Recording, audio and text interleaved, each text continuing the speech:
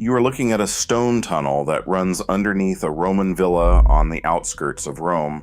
No fan, no compressor, no electricity, and the air coming out of it is 55 degrees in the middle of August. 2,000 years after the engineer who built it died, the system still works. You can stand inside it today. I did. This $300 system cools any home to 55 degrees using nothing but a buried pipe and a chimney painted black. The Romans built it for 600 years. The American heating and cooling industry has known about it since 1902, and in 1903, they made sure you would never find out. I spent the last 6 months looking for the first version of this idea, not the version some homesteader rediscovered in the 1970s, not the Persian version. The Roman version, because the Romans wrote it down, the Romans built it at scale, and the Romans left their work standing in stone where you can still walk through it today. So I went to the Villa dei Quintili on the Via Appia outside Rome, and what I found underneath that villa is the same physics the Persians used to store ice through 120-degree desert summers 2,400 years ago. The Romans imported it. They refined it. They built it into thousands of villas from Britannia to North Africa. And yes, this works even if your house was built in 1972 and you do not own an acre of land. Here's the number that changes everything. 6 feet below the surface of any yard in any climate on this planet, the ground temperature locks in at 55 degrees Fahrenheit. Every single day of the year, every season. Whether it is 110 degrees Fahrenheit above your head in July, or 12 degrees below 0 Fahrenheit in January, 6 feet down the earth does not move. It has not moved in recorded history. It is not magic. It is thermodynamics. The top 3 feet of soil swing wildly with the seasons. Below 6 feet, the swing flattens. The ground holds whatever the average annual temperature of your latitude is, which for most of the United States and most of Europe lands between 50 and 58 degrees Fahrenheit. 55 degrees. 55. That is the temperature of a wine cellar, that is the temperature of a cave, and that is the temperature the Romans figured out how to pipe directly into their living rooms. They did not read this in a textbook. They lived in caves before they built houses. They knew the cave was cool in summer and warm in winter. So when they started building villas, they built the cave into the floor plan. They called it the cryptoporticus, a long vaulted underground gallery that ran the length of the house. Cool air pooled inside it. Warm air from the rooms above sank into it, and openings at each end let outside air pass through. Vitruvius wrote it down. He published a 10-volume engineering manual in 25 BC called De Architectura. Book 6, Chapter 4, describes which rooms should sit above the cryptoporticus and which should not. The book is on your library shelf right now. It has never gone out of print in 2,050 years. Anyone can read it. Almost nobody does. It is not complicated. The cryptoporticus has been doing this for 2,000 years without a single moving part. And here is where it gets interesting. The Romans did not invent this system. They imported it. The Persians built the first version of underground cooling 3,000 years ago, and they built it for a much harder problem. They lived in a desert that hit 120 degrees in summer. They needed to store ice in July. So they built a network of underground tunnels called carbonates that pulled cool air from the mountains into the cities. There are over 35,000 carbonates still in operation in Iran today. They have been delivering cool air for 27 centuries without a single pump. The Romans saw the system during the Parthian Wars. The architects who came back to Italy did exactly what every good engineer does when they see something that works. They copied it, they scaled it, they wrote it into their building codes. By the 2nd century AD, every wealthy Roman villa had a version. The Villa dei Quintili had it. Hadrian's villa at Tivoli had a cryptoporticus that ran 400 feet across the eastern wing. The Villa dei Misteri in Pompeii had it. The Quintili Villa is open to the public 20 minutes outside the center of Rome. You buy a ticket, you walk down a flight of stone steps, you step into a vaulted gallery that has not been roofed for 1,500 years, and the air at the bottom is cooler than the air at the top by 20 degrees Fahrenheit. I put my hand on the wall. The wall was cold. The air was steady. 1,700 years of no maintenance and the system still works. Andrew Wilson at Oxford has spent 20 years documenting Roman ventilation archaeology. The British School at Rome publishes the surveys. The papers are public. Anyone can read them. But here is the part nobody is talking about. Burying a pipe in the ground gives you cool air sitting in a cave. To pull that cool air up into the rooms above, you need a draw without a fan. The Romans solved that problem too. They put a chimney at the top of the house. They painted it black. They pointed it at the sun. Hot air rises. A black tower in direct sunlight heats up to 140 degrees. The air inside the tower rises fast. As it rises, it pulls air up the cryptoporticus from the underground gallery. The cool air flows through the rooms on its way up. The hot air leaves out the top. There is no fan. There is no electricity. There is just sun and shade and stone. This is called a solar chimney. The Persians called it badger or wind catcher. The system has been documented in every Mediterranean civilization for the last 3,000 years. It cannot break because there is nothing in it that can break. So why have you never seen one in an American suburb? Why is it not in any building code written after 1900? 1902.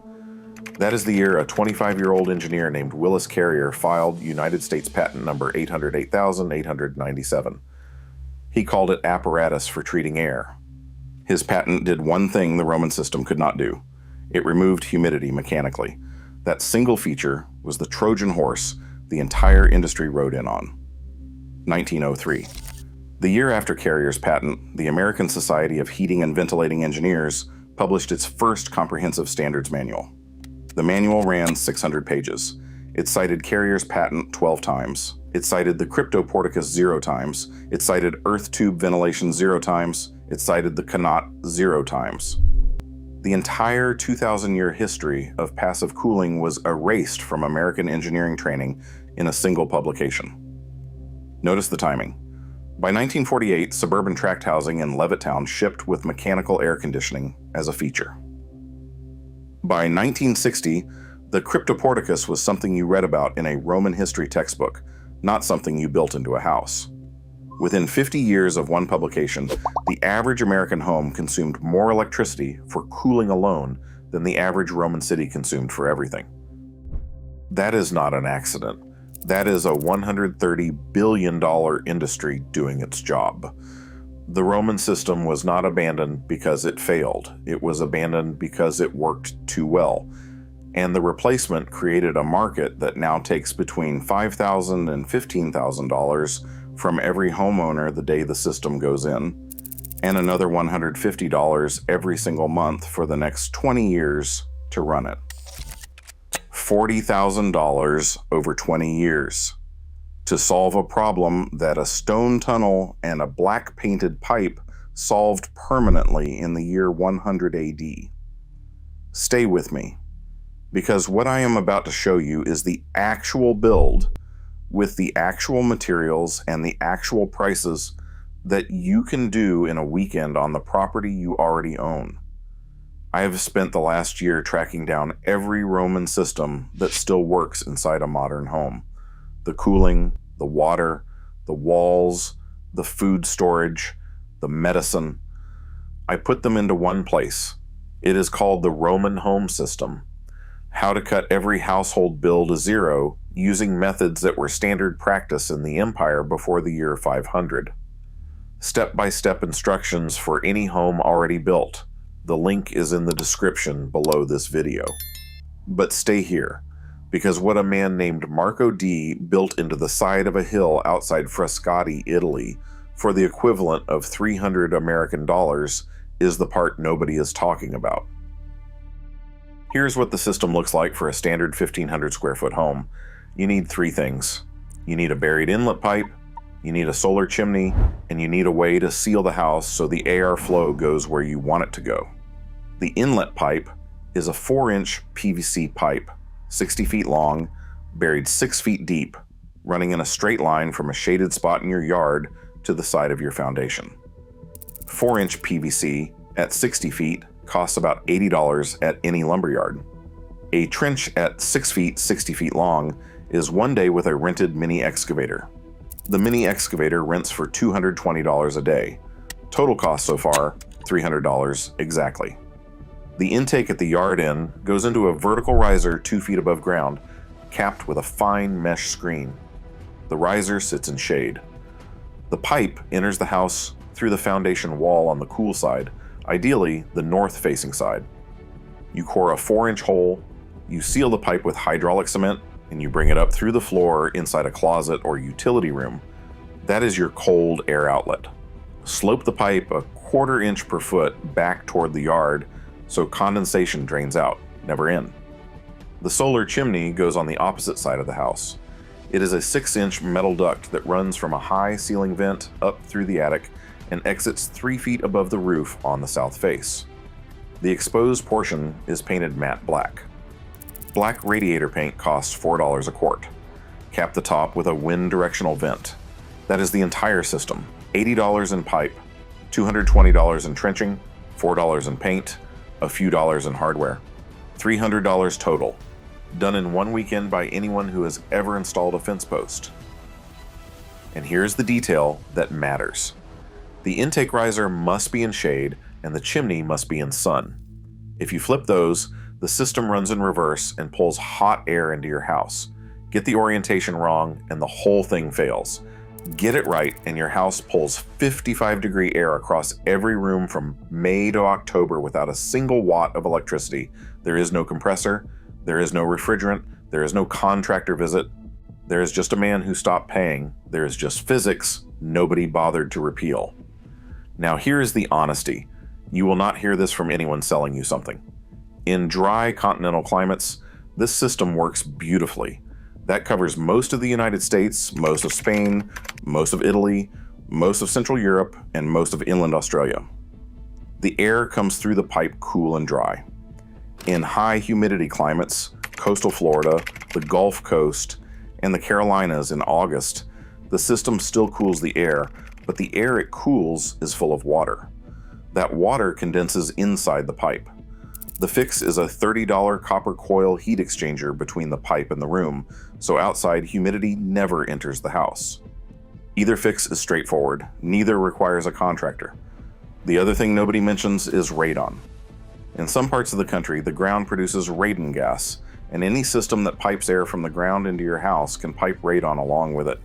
The fix is a $5 radon test kit. If your soil tests clean, you have nothing to worry about. If it tests hot, a small inline filter solves it for $50 total. That covers the honest case. The system works almost everywhere, with 2 adjustments for 2 specific regions, and the adjustments are cheap. And this is the part that made me drive to Frascati. Marco D is an architect. He lives outside Frascati, Italy, in a hillside house he built himself in 1998. The hill behind his house is volcanic tuff, the same stone the Romans quarried to build their walls. When he was clearing the lot, he found a Roman cistern halfway down the slope. The cistern still held water. He had a soil engineer date the lime mortar. The mortar was 1900 years old. The cistern was still watertight. That is what convinced him to build Roman. He dug a trench 80 feet long down the side of his hill, buried a 6-inch terracotta pipe inside it, and ran the pipe into the lowest level of his house. He built a stone chimney out of the same tuff the Romans quarried, and he painted it the same black ochre the Romans used to paint their amphorae. He has never owned an air conditioner. The house is 4,200 square feet across 3 floors. His electricity bill in August averages 31 euros, about $33. Cooling is zero because there is nothing electrical to power. I drove there in the middle of August. The outside temperature was 36 degrees Celsius, 97 degrees Fahrenheit. I walked through his front door and felt the air change, not air conditioning cool, something steadier. I put my hand on the inside wall. The wall was cool. There was no hum from any compressor. There is just a faint, slow draft moving from the floor to the ceiling. When I asked Marco how much it had cost him to build, he said 320 euros, about 340 American dollars. And then he told me something I was not ready to hear. He said the Romans solved this. The Persians solved this before them. The Egyptians solved this before that. We are the first generation in 5,000 years that decided to solve it again from scratch and charge ourselves $20,000 for the privilege. That is what this video has been about. The Cryptoporticus has been doing this for 2,000 years without a single moving part. The cooling industry has known about it for 123 years and decided you would be more profitable if you never found out. I want to hear from you. Drop the state or the country you live in the comments below this video. Tell me what your last August electricity bill was. I want to build a map of what this system could save across every state and every country so that the next person who finds this video sees real numbers from real people who already do the math. If your grandparents had a root cellar, a spring house, a basement that stayed cool in July without a fan, I want to hear about that too. Because that knowledge and the system are the same physics. They just gave it a different name. If you are the kind of person who believes that real knowledge has been quietly pushed aside to protect someone else's profit, you already know what to do next. Hit subscribe, because next week I am going to show you what the Romans did with their water that eliminated the need for one of the most expensive utilities in your house. The system runs on gravity. It runs on lime. It costs less than $100 to build, and it is the same system the Pont du Gard delivered into the city of Nimes for 500 years without a single pump and without a single failure. The American asphalt and concrete industry quietly wrote it out of every building code after 1907, and the reason they wrote it out is a story you need to hear. You are not going to want to miss that one.